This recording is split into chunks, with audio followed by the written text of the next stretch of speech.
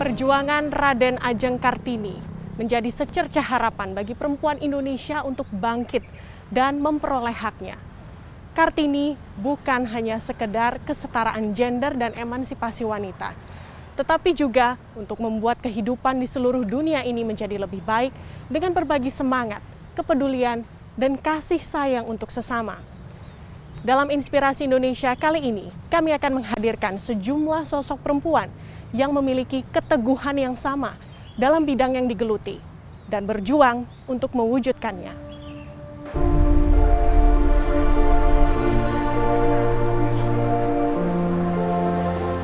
Inilah potret ibu-ibu tangguh tukang sunggi barang di Pasar Badung, Bali.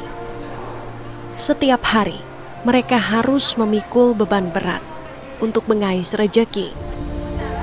Tidak hanya mengupayakan kebutuhan pangan keluarga terpenuhi, tapi juga memastikan hak terhadap pendidikan anak-anak mereka terpenuhi. Ikut ibu di pasar Badung, bawa barang-barang gitu. Kasihan ibunya nggak punya rezeki, pegel, pernah kakinya pegel.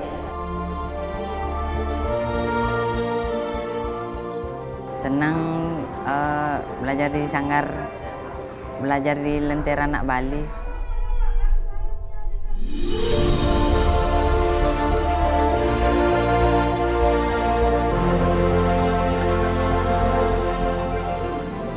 Cahyani, Gede, dan Wulan adalah sebagian kecil dari puluhan anak tukang sunggi atau tukang suwun di Pasar Badung, Bali. Jika dahulu mereka diberdayakan untuk membantu orang tuanya memikul beban berat menjadi tukang sunggi, kini keadaannya telah berubah.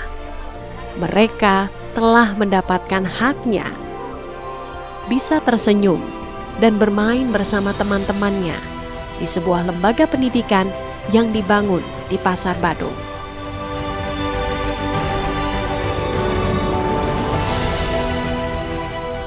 Kerja keras memperjuangkan pendidikan bagi anak-anak tukang sunggi di pasar ini bukan hal yang mudah. Upaya ini sangat dirasakan oleh seorang pemerhati anak dan perempuan, Niluh Anggreni. Keprihatinannya melihat puluhan tukang sunggi perempuan di pasar ini membuatnya miris. Kami lihat langsung waktu itu ada orang tuanya mojok gitu, atau ada orang tuanya yang sudah jadi buruh suwun, kemudian anak-anaknya dibiarkan berkeliaran untuk mengemis. Jadi kami dekati anak-anaknya, terus kami rayu, ajak kalau belajar di atas mau enggak, karena kebetulan waktu sebelum kebakaran ini kan ada tempat lapang di atas tuh. Jadi kita ajak, ternyata anak-anak tertarik dan mereka memang tidak ada sekolah, kita ajak belajar, ada yang bisa nulis, ada bisa hitung, dan rata-rata mereka banyak juga ada yang sekolah tapi putus sekolah di kampungnya.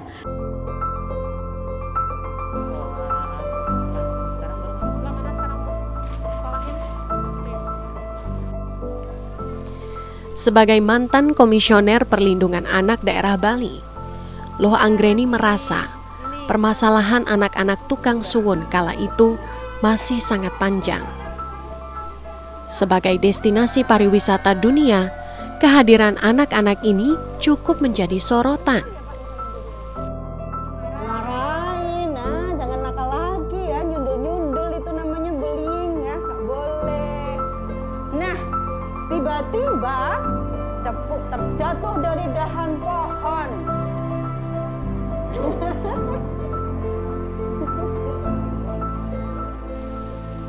Hingga akhirnya, bersama 4 sahabatnya, Loh Anggreni mulai bergerak dan mulai melakukan pendataan untuk menjamin perlindungan terhadap anak-anak ini.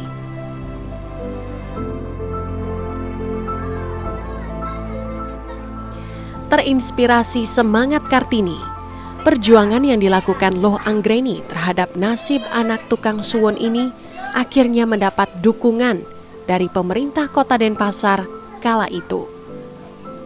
Di bawah Yayasan Lentera Anak Bali, Loh Anggreni akhirnya membangun sekolah berbasis pasar di Pasar Badung. Sekolah non-formal ini bertujuan memberikan tempat bagi anak-anak tukang sunggi agar mendapatkan pendidikan yang layak.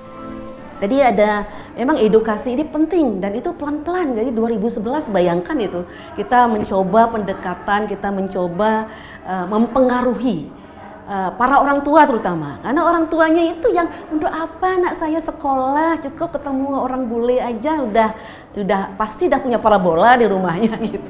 Halo semuanya. Di sekolah berbasis pasar ini, Loh Anggreni tidak sendiri. Ia banyak dibantu relawan yang datang dari berbagai kalangan. Seperti kali ini, relawan dari Yayasan Kanaditya hadir untuk mengajarkan keterampilan dan mendongeng tentang si Cepu. Terbang. Tetak. Dia terbentur ranting. Teman Cepu. Mulai tidak sabar. Tuh lihat tuh teman Cepu mulai tidak sabar. Tuh, apa yang terjadi kemudian? Tuh, Cepu enggak. Dari Sanggar Belajar Lentera Anak Bali, kita belajar bahwa setiap anak memiliki hak untuk mendapatkan akses pendidikan yang layak. Dan dari cerita Cepuk ini, kita juga mengetahui bahwa hidup harus terus berjuang.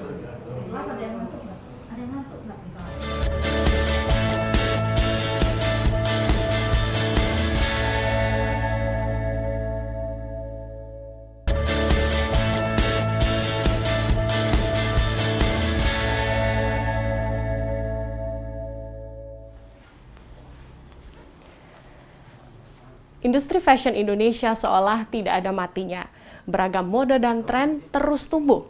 Seiring dengan berkembangnya dunia mode, banyak desainer muda berbakat yang muncul yang tidak kalah bersaing dengan desainer dunia.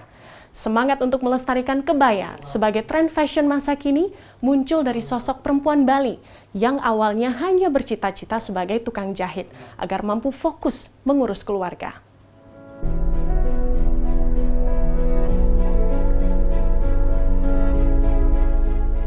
Desa Arisanti Dewi atau yang akrab disapa Sakdek tentu tidak asing bagi pecinta kebaya di Indonesia. Kecintaannya terhadap industri fashion warisan budaya Indonesia telah membawa namanya menjadi sosok yang diperhitungkan dalam industri fashion tanah air. Inilah salah satu potret semangat Kartini pada masa kini. Berawal dari keinginan untuk fokus mengurus keluarga, Sakdek akhirnya memilih mengawali karirnya sebagai penjahit. Karena baginya, kewajiban mengurus anak adalah kodrat perempuan. Sehingga di benaknya hanya ada 2 profesi yang bisa ia tekuni agar kewajiban ini tidak terbengkalai, yakni menjadi dosen atau menjadi tukang jahit. Kebaya itu unik ya, dia itu punya sisi-sisi yang bisa ditonjolkan melalui detail. Nah itu, jadi banyak sisi yang bisa kita pasangkan detail sehingga dia menjadi sangat-sangat berbeda. Nah sekarang kalau kita desain lebih bagus, detailnya lebih keren, kan lebih bisa mengangkat kebaya itu sendiri gitu. Perjuangan keras Sakdek meniti karir sebagai tukang jahit ternyata tidak mudah. Banyak rintangan yang harus ia lalui. Wanita yang belajar teknik jahit dan teknik desain secara otodidak ini ternyata punya semangat dan mental baja untuk mewujudkan cita-citanya. Hingga akhirnya pada tahun 2013, Sa'dek memutuskan untuk fokus memproduksi kebaya. Tujuannya agar tim yang ia bangun bisa fokus dan totalitas terjun di industri ini.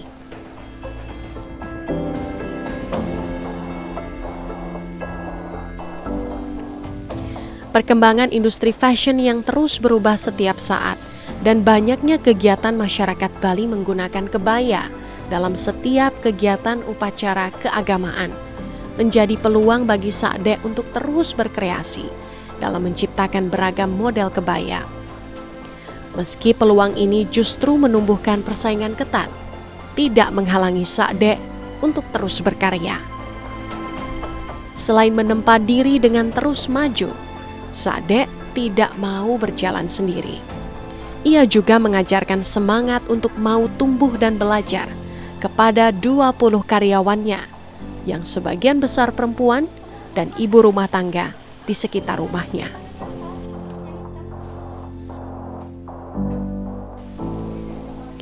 Sa'dek menyadari keberhasilan yang kini ia raih bukan hanya hasil kerja kerasnya sendiri, tetapi kekompakan tim dan dukungan penuh dari keluarga penyemangat bagi Sa'dek untuk terus menghasilkan karya yang berkualitas.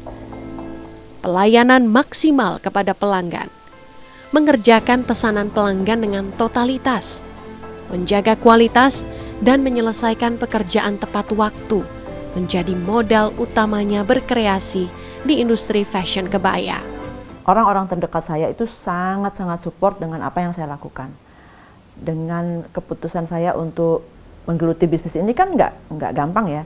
Jadi kalau terlihat ada seseorang itu bisa melakukannya lebih, saya yakin orang-orang di sekelilingnya itu supportnya penuh. Selama 19 tahun berkarya di industri fashion, Sa'dek menyadari betul keahlian ini harus dijaga dan diwariskan.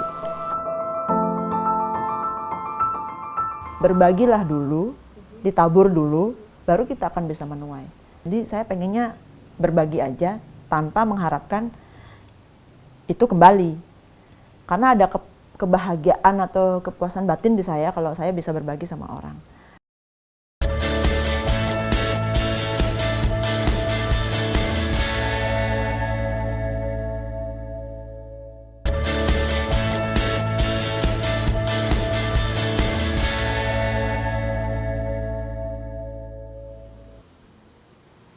Tidak ada yang sia-sia bagi mereka yang sungguh-sungguh berupaya.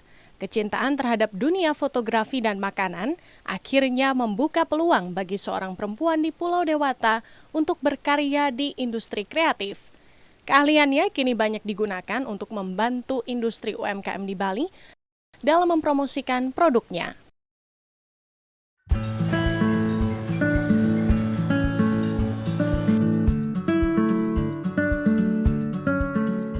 Triza Minangwardani, atau yang lebih dikenal dengan nama Sasha Busa, seorang profesional fotografer dan food styling. Namanya tentu tidak asing di industri kuliner di Pulau Dewata.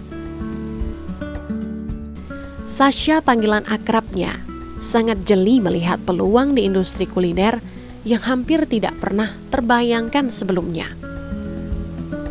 Kecintaannya terhadap seni fotografi sejak SMP menjadi modal utama dalam menjajaki profesi yang cukup langka ini. Makanan itu tidak hanya harus tampil cantik, tampil fresh, tetapi juga dia harus terlihat sangat menggiurkan di depan kamera. Karena goals dari food photography adalah membuat orang yang melihat foto tersebut merasa ingin makan, ingin mencoba dan ingin mencicipi. Maka diperlukanlah sebuah proses food styling untuk membuat makanan tersebut tampak ngilerable. Keahliannya dalam memotret makanan ini akhirnya mulai dilirik oleh beberapa usaha kuliner. Jasa foto makanan pun mulai ditekuninya. Hingga pada tahun 2015, ibu 3 anak ini mengikuti sebuah workshop dari seorang penata makanan yang akhirnya berhasil mengubah pola pikirnya tentang makanan.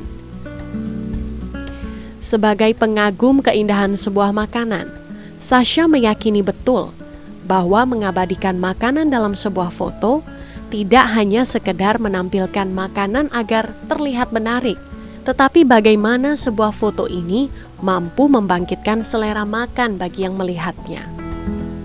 Ketika kita harus men-styling makanan untuk difoto, dia tidak hanya terlihat cantik tapi juga harus tepat penyajiannya. Sudah betul atau belum kita memilih garnisnya atau memasukkan complementary support, contohnya seperti ingredients ke dalam bidang foto, meletakkan cutleries gitu. Hal-hal seperti inilah yang menjadi sebuah wawasan baru untuk aku yang terus berkembang ketika aku melakukan food photography. Tantangan menjadi penata makanan profesional memang tidak mudah. Wanita lulusan sastra Jepang ini mau tidak mau harus belajar food and beverage sebagai bekal menekuni profesinya saat ini.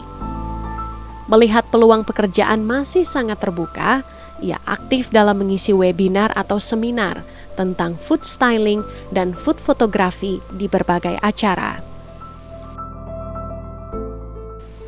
Baginya, foto kini menjadi sebuah media yang sangat penting dalam menjembatani produsen dan konsumen di tengah maraknya penjualan secara daring saat ini.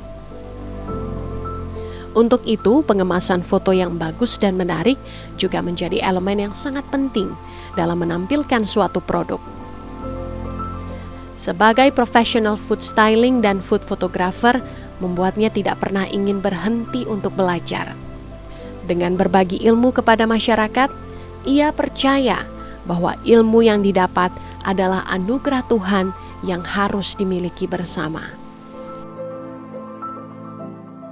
Aku juga ingin mendorong teman-teman dari UMKM untuk bisa mempelajari tentang food styling dan food photography ini supaya mereka juga bisa mempromosikan produk-produk yang mereka buat untuk bisa dipasarkan secara online. Aku juga ingin mendorong mereka bisa melakukan ini sendiri gitu, karena food photography juga merupakan sebuah ilmu yang bisa dipelajari oleh siapa saja. Sebagai profesional food styling dan food photographer, membuatnya tidak pernah ingin berhenti untuk belajar. Dengan berbagi ilmu kepada masyarakat, ia percaya bahwa ilmu yang didapat adalah anugerah Tuhan yang harus dimiliki bersama. Keberhasilan sosok Sasha dalam mengejar cita-cita memang tidak lepas dari dukungan keluarga. Kerjasama dalam membina dan menjaga keharmonisan sebuah keluarga menjadi penyemangatnya untuk terus berkarya. Semangat terus deh buat membagi apa yang sudah kita dapatkan gitu ya, karena itu juga berkah gitu dari Allah. Mudah-mudahan dengan kita berbagi maka kita juga akan mendapatkan hal-hal baru yang lebih baik lagi.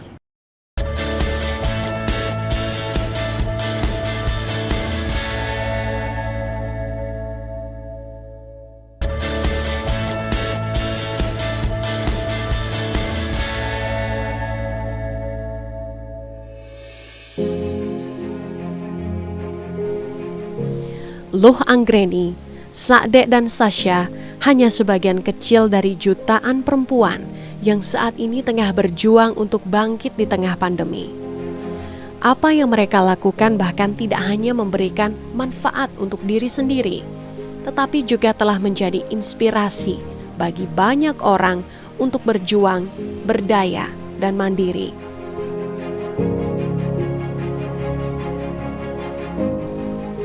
Apa yang dilakukan ini memang tidak terlepas dari perjuangan pahlawan perempuan bangsa, yakni Raden Ajeng Kartini. Perjuangan Kartini membuat kita bersyukur bahwa pada era saat ini tidak ada lagi yang membatasi gerak dan aktivitas perempuan.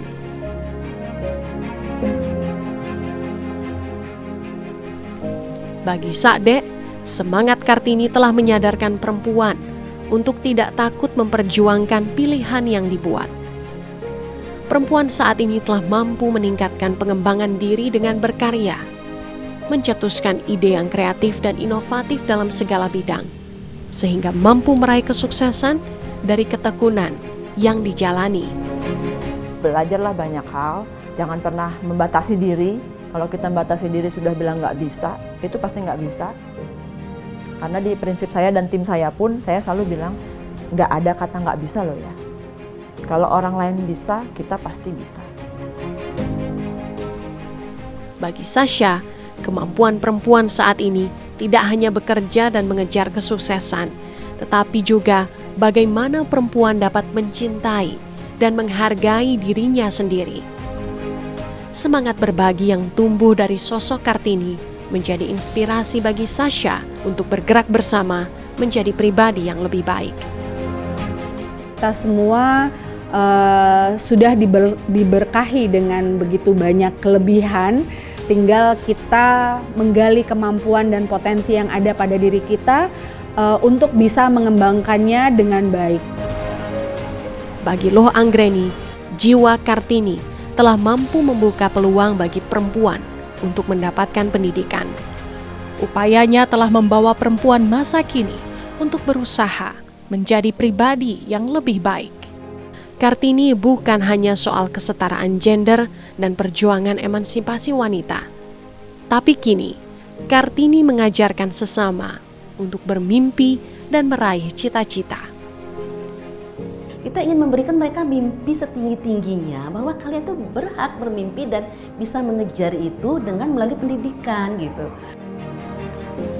Meski banyaknya penghalang bagi perempuan untuk mewujudkan potensi yang dimiliki, gagasan Raden Ajeng Kartini telah membawa perempuan Indonesia untuk mampu berdaya dan hidup di hati perempuan dari generasi ke generasi.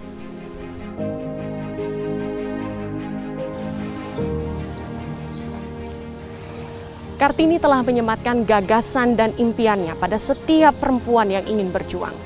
Kartini juga telah menyadarkan kita semua bahwa setiap perempuan harus mendapatkan akses pendidikan, berkarya, dan memiliki kreativitas untuk berinovasi, meski di tengah banyaknya tantangan yang harus dihadapi. Dengan semangat ini, diharapkan makin banyak perempuan yang mampu menginspirasi, berkreasi, dan berinovasi untuk mendukung kemajuan bangsa pada masa yang akan datang.